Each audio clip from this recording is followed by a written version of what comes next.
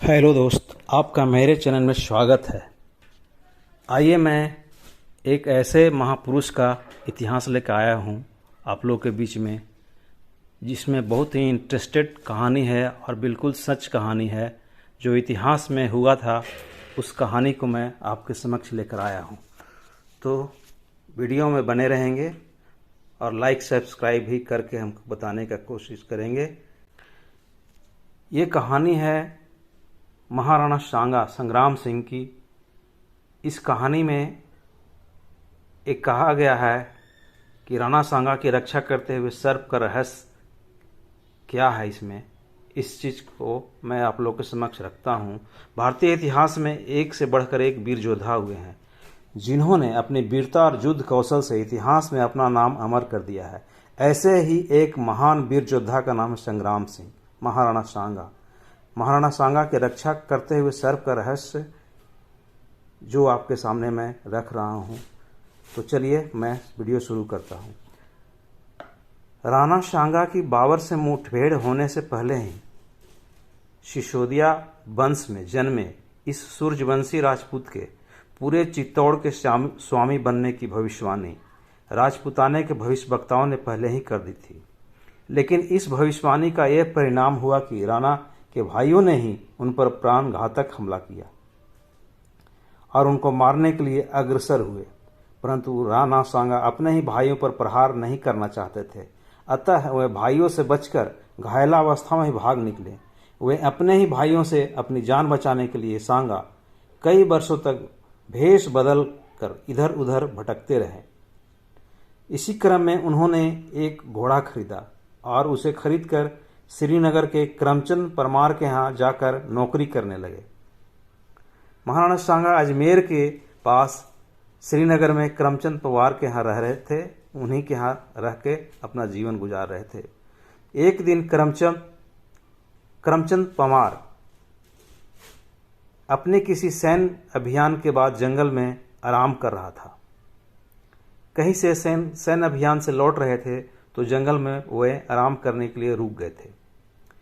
उसी समय सांगा भी एक पेड़ के नीचे अपना घोड़ा बांधकर आराम करने लगे। ये बड़ वृक्ष था, बहुत ही बड़ा बड़ वृक्ष था। उसी के नीचे घोड़ा बांधा और ये अपना सो गए और इनको नींद आ गई। थोड़ी देर में उधर से गुजरते हुए कुछ राजपूतों ने देखा कि सांगा सो रहे हैं और एक विशालकाय सर्प उनके ऊपर अपना फन फैलाए छाया कर रहा है और उनकी रक्षा कर रहा है। यह बात उन राजपूतों ने करमचंद को बताई तो उसे बड़ा आश्चर्य हुआ और उसने खुद वहां जाकर यह घटना अपनी आंखों से देखी। इस घटना के बाद करमचंद को सांगा पर संदेह हुआ कि हो न हो ये कोई महापुरुष है या किसी बड़े राज का उत्तराधिकारी। इस प्रकार से सोचते हुए उसने गुप्त रूप से रह रहे सांगा से अपना वास्तविक परिचय बताने का आग्रह किया। तब सांगा ने उसे बताया कि हम मेवाड़ के राजा रायमल के पुत्र हैं और अपने भाइयों से अपनी जान बचाने के लिए गुप्त वेश में दिन काट रहे हैं। ऐसी ऐतिहासिक घटना के आधार पर बाद में किसी चित्रकार ने अपनी कल्पना के आधार पर राणा सांगा का पेड़ के नीचे सोते हुए चित्र बनाया, जिसमें एक विशालकाय सर्प अपने फन रूपी छत्र से उनकी रक्षा कर रहा है। इस अत्यंत विलक्षण योग के कारण सांगा की प्रसिद्धि हो गई और उन्होंने रायमल की मृत्यु के बाद चित्तौड़ का सिंहासन संभाला। राणा सांगा का पूरा नाम महाराणा संग्राम सिंह था। उनका जन्म 12 अप्रैल 1484 को मालवा राजस्थान में हुआ था। राणा सांगा सिसोदिया सूर्यवंशी राजपूत थे। राणा सांगा के पिता का नाम राणा रायमल। उनका शासनकाल लगभग 1473 से 1509 ईस्वी तक था।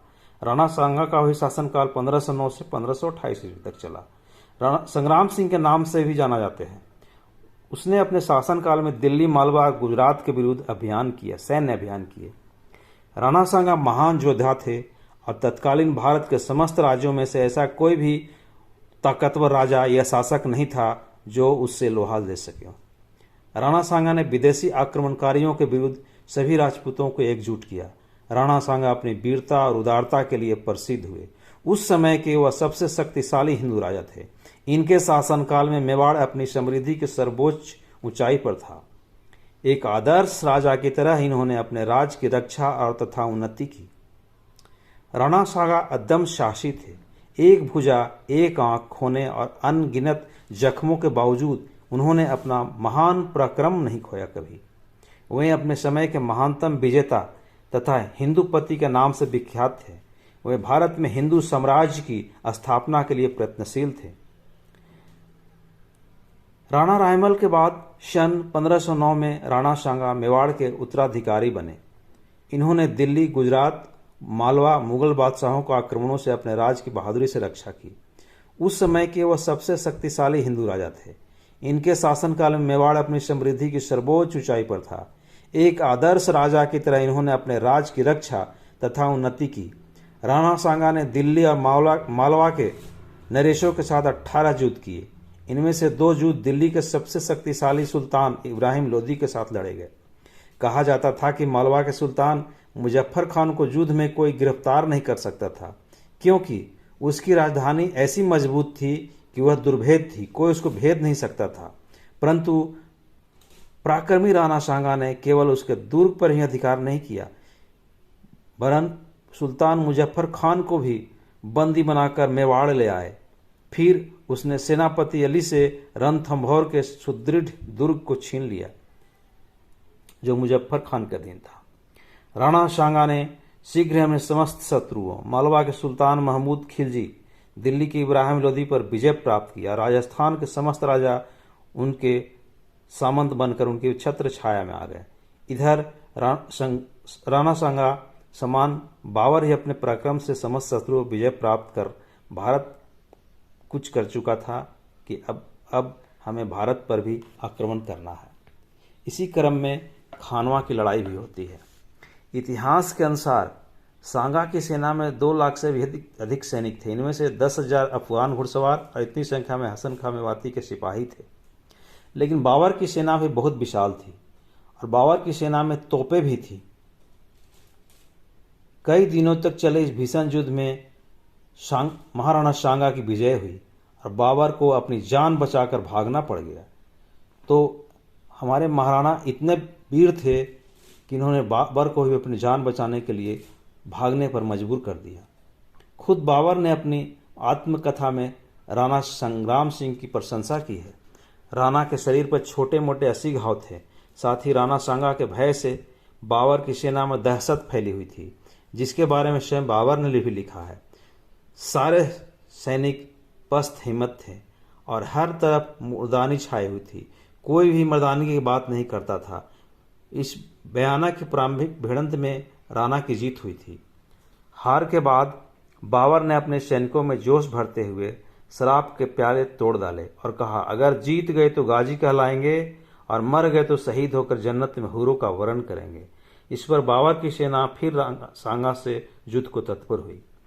राणा के एक सामंत सलहदी तंवर के बाबर से मिल जाने से और तोपखाने की वजह से राणा की सेना में अफरा तफरी फैल गई थी। इस युद्ध में राणा सांगा हाथी पर बैठकर युद्ध कर रहे थे। चूंकि हमारे जो राजा थे वो अग्रिम में ही युद्ध करते थे, अग्रिम सेना के आगे भाग में रहकर युद्ध करते थे, और मुगल शासक जो थे, ये बाहरी अत्याई जो थे, अपने को सुरक्षित करके सेनाओं के बीच में रहकर वो अपना नेतृत्व करते थे। उन्हें मर्दानगी नहीं दिखानी थी, मर्दानी नहीं दिखाते थे। वो किसी प्रकार छल बल कपट से युद्ध जीतना चाहते थे। तो और हमारे देश के राजा जो थे तुम सब मर्दानगी पर युद्ध करते थे और अग्रम पंक्ति में ही खड़े रहकर युद्ध करते थे। तो इस युद्ध में हम राणा सांगा हाथी पर बैठकर युद्ध कर रहे थे। तभी एक तीर महाराणा सांगा को आकर लगा। तीर लगने से सांगा मूर्छित हो गए। राणा के स्वयं घायल होकर हाथी से उतर जाने की वजह से सेना में भगदड़ मच गई। मूर्छित राणा सांगा के छत्र चवरझाला अज्जा जी ने धारण कर लिए और स्वयं हाथी पर बैठकर युद्ध करने लगे। इसे राणा सांगा का युद्ध भूमि से सुरक्षित निकाला जा सका। होश आने पर सांगा अत्यंत व्यथित हुए और उसने सरदारों को तुरंत युद्ध भूमि में जाने को कहा और अपने सरदारों को कहा कि जब तक बाबर को नहीं जीत लूंगा मैं चित्तौड़ नहीं जाऊंगा। पर सांगा के कुछ सरदारों ने उन्हें विष दे दिया, जिससे उनकी मृत्यु हो गई। तो महाराणा ऐसे थे महाराणा सांगा। तो आपको वीडियो में बने रहने के लिए धन्यवाद। कैसा लगा लाइक सब्सक्राइब करके हमको बताने का कृपा करेंगे। आप लाइक और सब्सक्राइब करेंगे तभी हमारा उत्साह बनेगा, तब आपके समक्ष इस तरह से अच्छा वीडियो लाकर आपके समक्ष रखूंगा।